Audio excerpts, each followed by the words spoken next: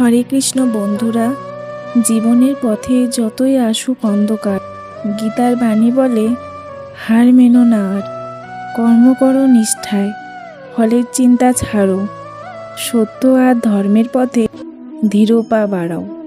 সুখ দুঃখ আসে যায় নদীর জলের মতো, স্থির থেকো অন্তরে, বিশ্বাস রেখো তত। ভয় নয়, হতাশা নয়, জাগুক নতুন আলো, আত্মার শক্তি চিনে নাও, এগিয়ে চলো ভালো। শ্রীকৃষ্ণের উপদেশ আজও দেয় সেই জ্ঞান, কর্মেই জীবনের সার্থকতা। এটাই গীতার বাণীর মহান।